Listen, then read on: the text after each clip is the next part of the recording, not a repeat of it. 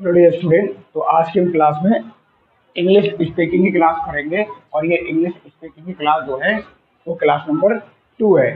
ठीक है, तो पहले हमने यहाँ पर लिखा है use the some other words. तो पहले क्लास में हमने कुछ कमांड के बारे में तो पहले क्लास में हमने कुछ कमांड के बारे में पढ़ लिया था। आज की जो क्लास है वो है अगेन। अगेन मीन्स होता है दोबारा। ठीक है, और जैसे हमने लिखा है come, come again. Come again means हो गया दोबारा से आओ। ठीक है, अगर हमें किसी को बुलाना है तो हम बोलेंगे कम अगेन, मतलब दोबारा से आओ।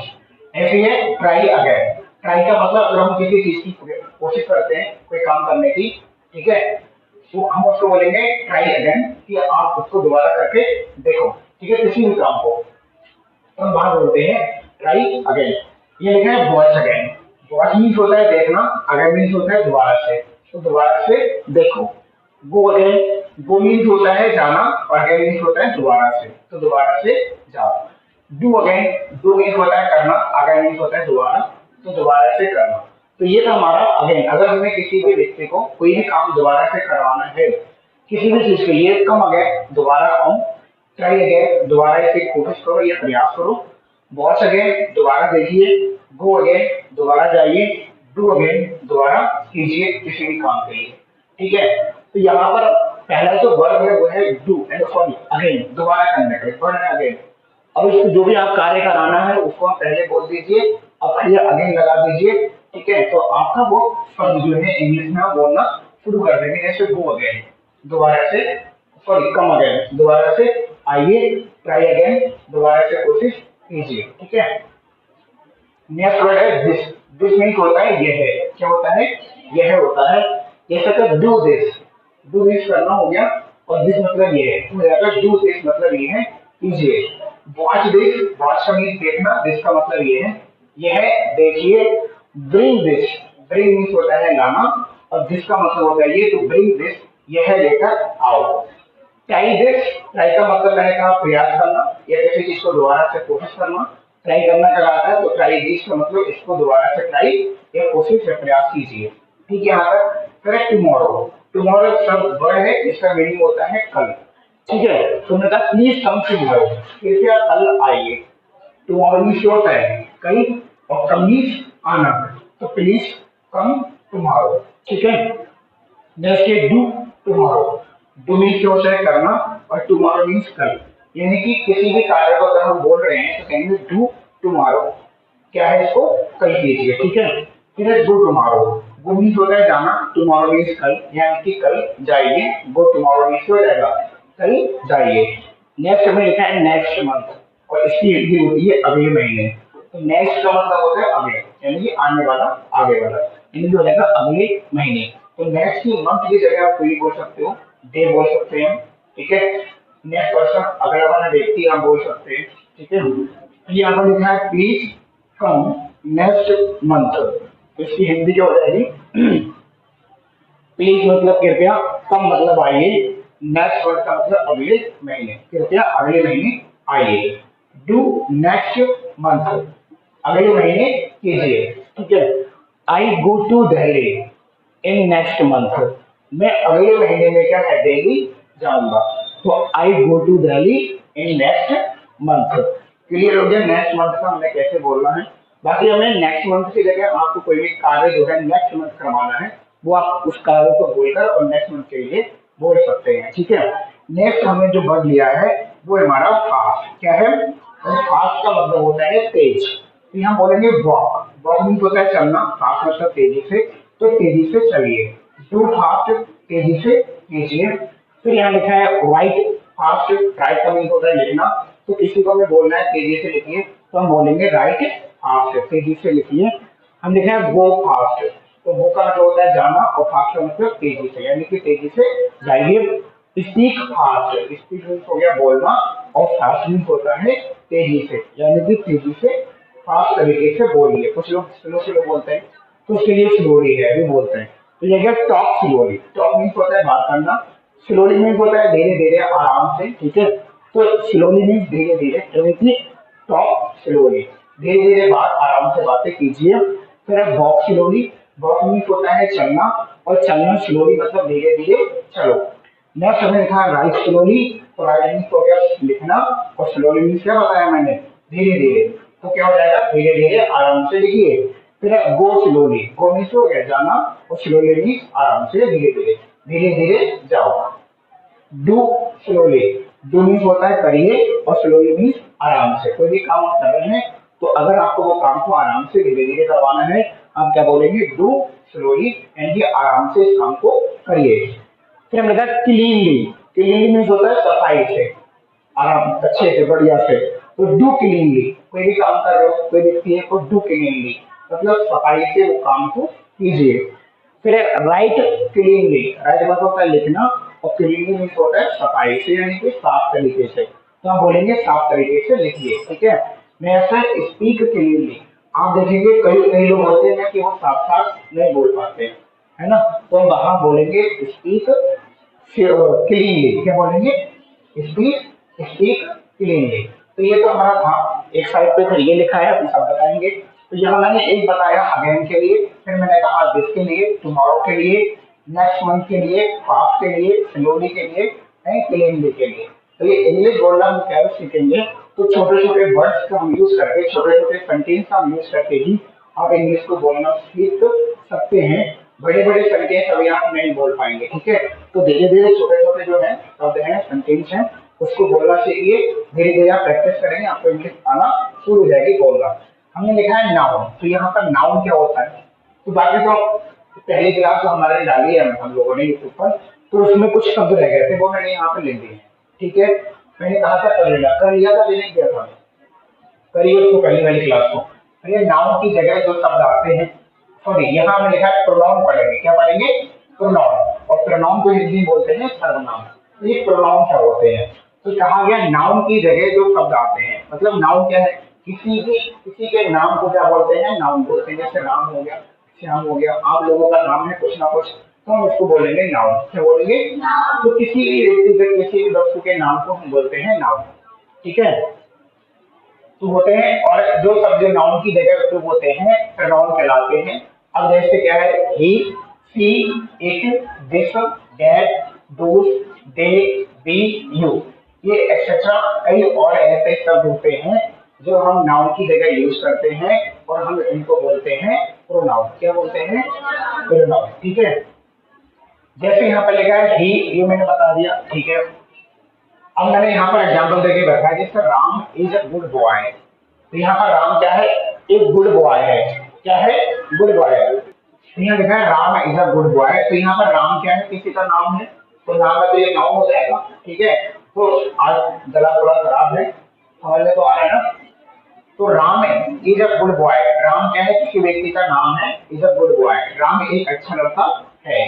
फिर he is a good boy, अब हमने यहाँ पर देखिए सेम मतलब है दोनों का, वह एक अच्छा लड़का है, हमने बोला राम के लिए है, लेकिन हमने नाम लगा क्या लगाया है, ही लगाया है, क्या लगाया है, ही लगाया है। अब मैंने ही लगाया है, राम नहीं लिखा है, इसलिए जो ही है वो क्या कहलाएगा, तुम्हारा प्रोनाउन कहलाएगा, क्योंकि मैंने किसकी जगह यूज किया है, राम की जगह इसको मैंने क्या किया है, यूज किया है। अब यहाँ मैं लिखा है बॉक्स, बॉक्स इज लॉन्ग, तो कोई भी वस्तु है उसका नाम क्या है, बॉक्स है, ठीक है।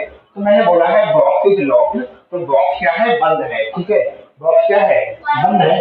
तो मैंने बॉक्स से ही दोबारा से लिखा है इट इज लॉन्ग, इसका मतलब होता है यह है। तो मैंने बॉक्स की जगह किसका यूज किया है, इट के लिए, किसी वस्तु के लिए हम इट लगाते हैं, यह के लिए, ये नॉन लिविंग थिंग्स होती हैं अधिकतर। तो इट इज लॉन्ग, तो यह क्या है, आपका लॉन्ग है, बंद है, ठीक है।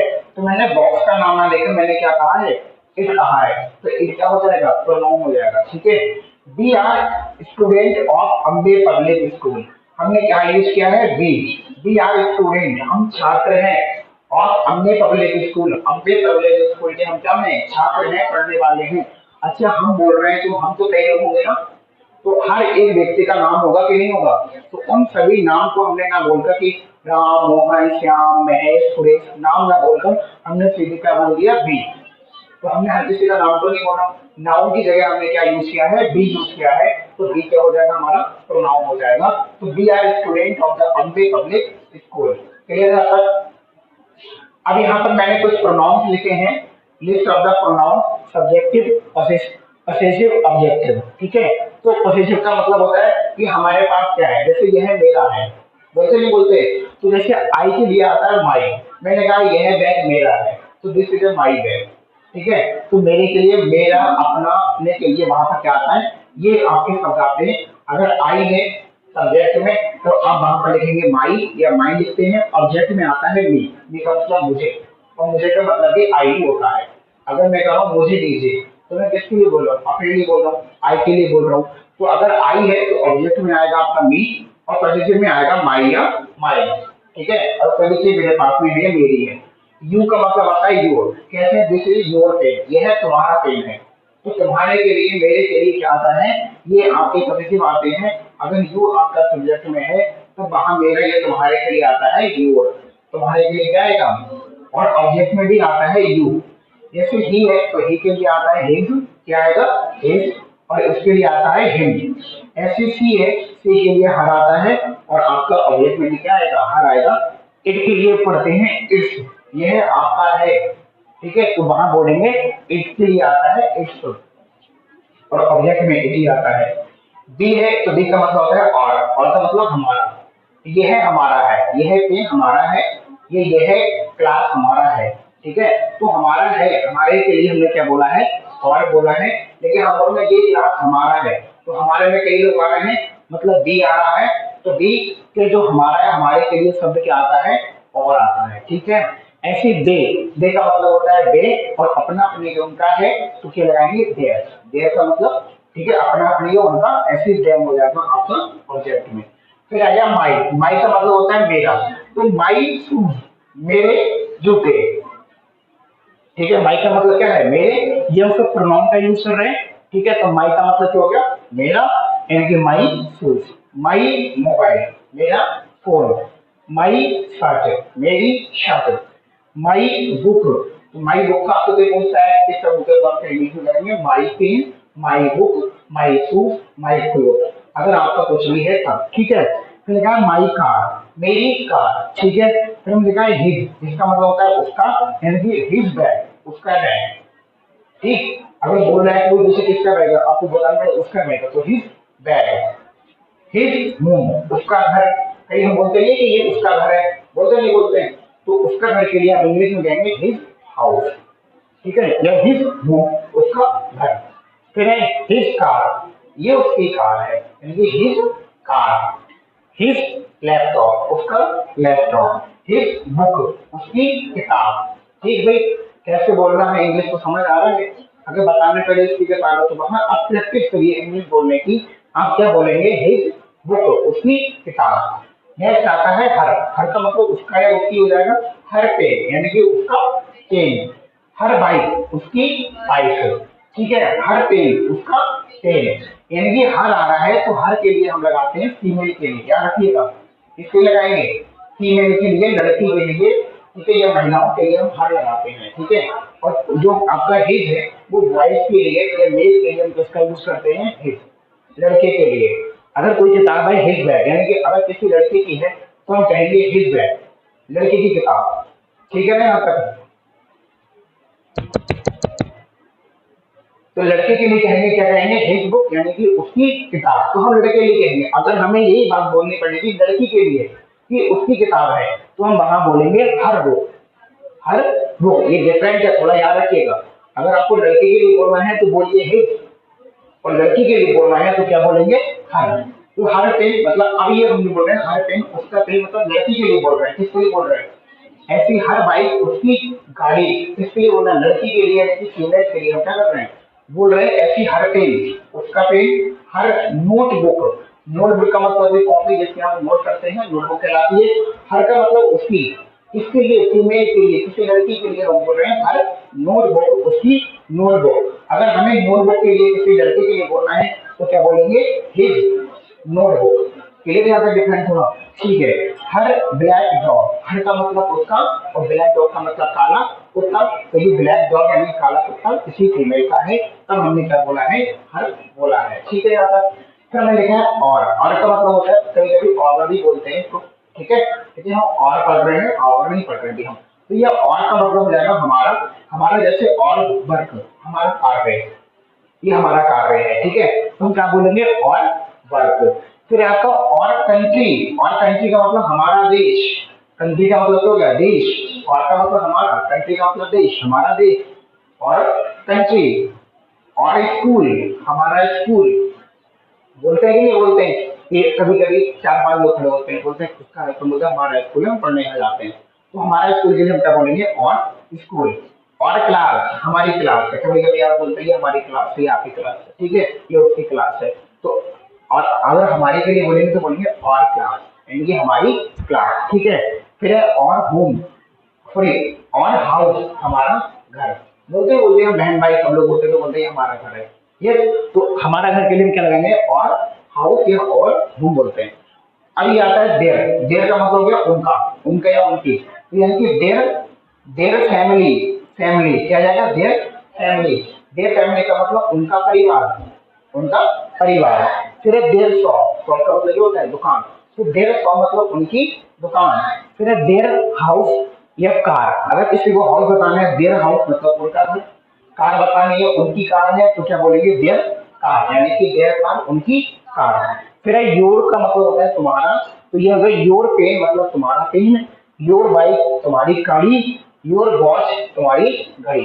क्लियर यहाँ तक। तो यहाँ पर हमने कई सेंटेंस लिखे हैं। अब जैसे हर हो गया, तो किसी भी चीज को बताना है, हर बोलिए उसका उसकी, और किसी वस्तु के लिए बताना है तो उसका नाम बता दीजिए वस्तु का, हर पेज उसका पेज, इस तरीके से बताते रहिए इंग्लिश को। क्लियर हो रहा है। तो अभी मैंने केवल बहुत छोटे छोटे शब्द लिखे हैं, इसके बाद बड़े बड़े, जैसे ये वाला एक सेंटेंस था, I go to Delhi in in next month, ये थोड़ा बड़ा सेंटेंस था। देखिए अभी हम छोटे छोटे सेंटेंस का यूज करके इंग्लिश को बोलना सीख रहे हैं।